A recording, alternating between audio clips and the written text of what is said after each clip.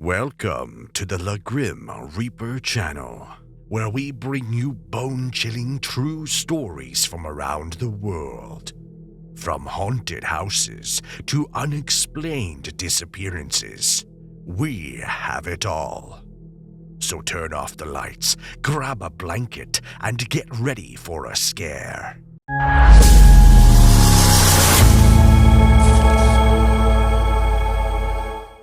My name's Adam, and I'll never forget that summer. It was the end of our last college break, and we wanted a final hurrah before diving into our senior year. With me were Bella, the inquisitive one, Chris, the class clown, and Dana, our rock and voice of reason. Bella had this insatiable hunger for the unknown, always buried in one of her mystery novels. On the other hand, Chris was always up to something, trying to pull pranks and crack jokes to keep us entertained. Dana was the sturdy pillar among us, ensuring we stayed grounded and didn't fly too close to the sun. Our friendship was forged in late-night study sessions and weekend getaways. The anticipation for the camping trip was palpable. We loaded our gear into my beat-up Jeep and hit the road, all of us buzzing with an electrifying mix of thrill and nostalgia. Our journey was filled with laughter and the sharing of favorite memories. Chris tried to scare Bella with ghost stories, and Dana played the referee when things got heated during I Spy. As we ventured deeper into the woods, our banter gradually died down. The thick forest canopy stretched above us like a grand natural cathedral, the sunlight dappling through in patches. Our campsite was a cozy little clearing by a gurgling creek. It felt like our own piece of paradise, encased by towering trees. Setting up the camp became an unspoken competition. We hustled, pitching tents, gathering firewood, and preparing a meal on the open fire. Chris somehow found the time to play a prank on Bella, causing her to shriek when she found a rubber spider in her tent. The echo of our collective laughter seemed to bounce off the trees, setting a cheerful mood for our first night in the wilderness. After dinner, Chris revealed his special attraction for the night, an old, battered Ouija board.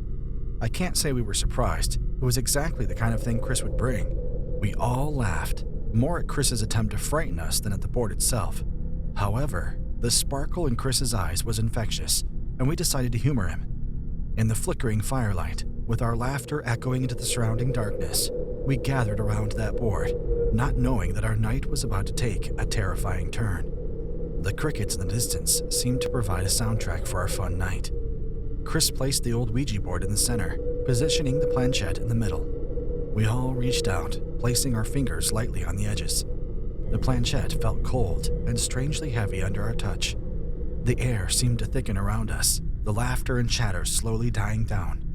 The fire crackled and hissed, sending sparks up into the night. We asked the cliched question, "Is anyone there?" not expecting anything more than a lame joke from Chris. Then the planchette moved. It skated across the board, smooth and definite, coming to rest on yes.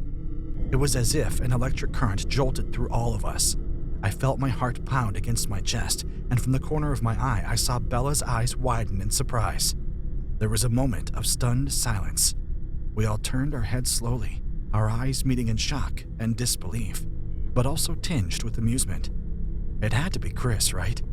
"All right, Chris, nice one," Dana said. Her eyes narrowed as she tried to keep her laughter at bay. Chris held up his hands in defense, his eyes wide and almost convincing. "I swear, guys, it wasn't me." We decided to play along, fully believing it was a prank. "Okay, spirit, what's your name?" I asked, keeping my tone light and my smirk firmly in place. Slowly, letter by letter, the planchette spelled out S-A-M-U-E-L.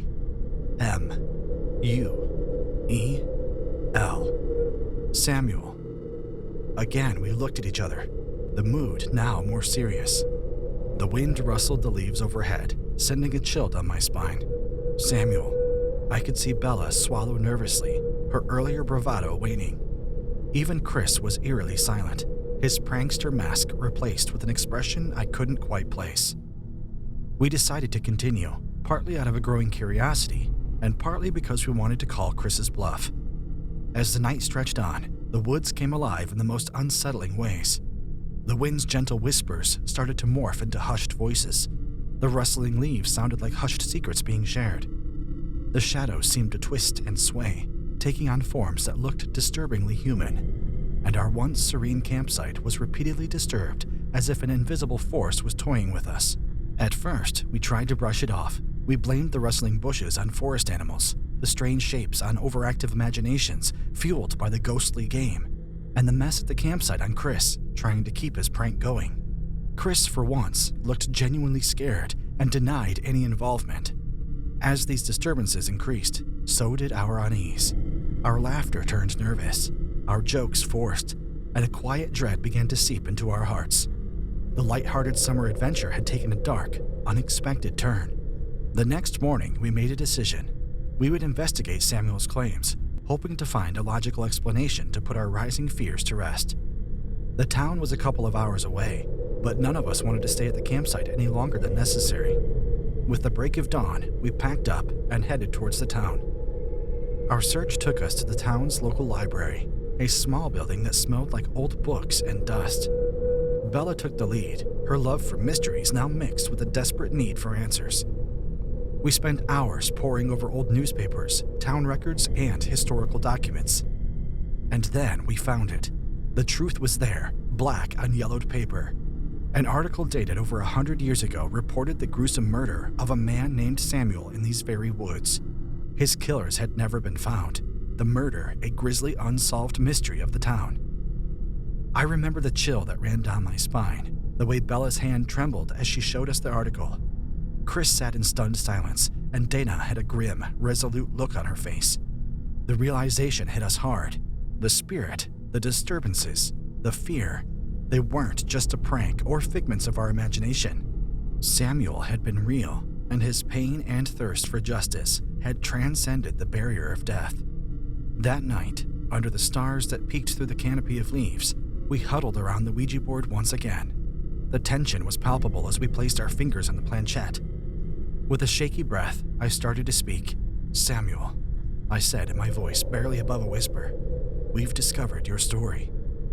I told him of our findings, of his life's brutal end that had been lost in the pages of history. We clarified that we weren't descendants of his killers, just a group of college friends on an adventure. Bella added our collective apology for the injustice he had endured. There was a silence, a heavy pause that made my heart pound. Then, the planchette moved, cutting through the tension. The spirit was still angry. His demand for justice echoed in the chilling breeze. A shudder passed through all of us. Samuel wanted his killers found and his story known. A daunting task, but none of us had the courage to deny a century-old spirit seeking justice. For days, we immersed ourselves in the investigation, poring over more records, scanning newspaper archives, and unearthing old court files. Our dedication bore fruit when we found a potential lead linking Samuel's unsolved murder to a prominent local family. Fear and apprehension crept in, replacing our initial excitement. Exposing such a family was risky, but we were determined to fulfill our promise. Returning to the campsite with our findings was nerve-wracking. We placed the documents before the Ouija board like an offering. As I relayed our findings, promising to reveal the truth to the town, the forest around us felt different. The whispering wind quieted, the eerie shadows stilled, and the pressure lifted. It was as if the forest itself was holding its breath, waiting. And then the strangest thing happened. The board spelled out a word. Wait. There was a sudden calmness in the atmosphere. The strange occurrences ceased, and a wave of relief washed over us. In our relief, we had let our guard down. We'd thought we'd finally reached the end of this macabre adventure. But just as we started to breathe easier, the spirit had one last card to play. We were chatting, laughing even, the tension of the last few days melting away. Then without warning, a gust of wind stronger than we'd ever experienced before swept through our campsite. The fire, our sole source of light and warmth, flickered, fought, and then succumbed, leaving us in utter darkness. Cold dread washed over me, causing goosebumps to rise on my skin. "Quick, someone grab the flashlight!" Bella's voice echoed in the pitch black. I fumbled in my bag, my hands trembling, and finally found the flashlight. I clicked it on, and its narrow beam of light cut through the darkness, landing on our friends' fear-stricken faces. Our eyes darted around, half expecting to see something horrifying, but nothing. Nothing except for one thing: the Ouija board, or rather, the lack thereof. Where it had been just moments ago, there was now just an empty patch of ground. The board, our link to Samuel, had vanished without a trace. The realization hit us like a punch in the gut. "Guys, we need to leave. Now," Dana said, her voice trembling. There was no disagreement. We packed up our things as fast as our trembling hands would allow, each rustle of leaves or snap of twigs sending us into a near panic. In what felt like an eternity, we were finally ready to depart. The woods, once an exciting venue for our adventure, now seemed sinister, each shadow a potential threat, each rustle a sign of danger. We began our journey back to the town with one last glance at our campsite. Our hearts pounded in our chests as we hurried along the path, the fallen leaves crunching under our hurried footsteps. We stumbled out of the woods, the first light of dawn casting long shadows behind us. The joy of seeing civilization again was tempered by the weight of the task that lay ahead of us. We had a story to tell, a truth to reveal, and a promise to keep. Our return didn't go unnoticed. We were met with questions, curious glances, and murmurs. The local diner served as our makeshift stage, and the entire town congregated to hear our tale. We relayed the horrifying story, the interaction with Samuel's spirit, the eerie disturbances, and the history we'd uncovered. Reactions ranged from open-mouthed shock and skeptical laughter to quiet, thoughtful silence. The descendants of the alleged murderers, once respected members of the town, faced the brunt of the revelation. Accusations and guilt washed over them as the town collectively grappled with its past.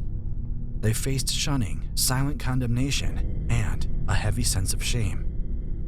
The town, in its guilt and a newfound respect for its history, decided to commemorate Samuel. The spot where he was supposedly murdered became a solemn site of remembrance. His tale became part of the town's lore, a lesson for future generations. We hope you enjoyed our spine-tingling stories. Don't forget to like, comment, and subscribe to our channel to stay updated on our latest uploads. Until next time, sweet dreams, if you can sleep at all.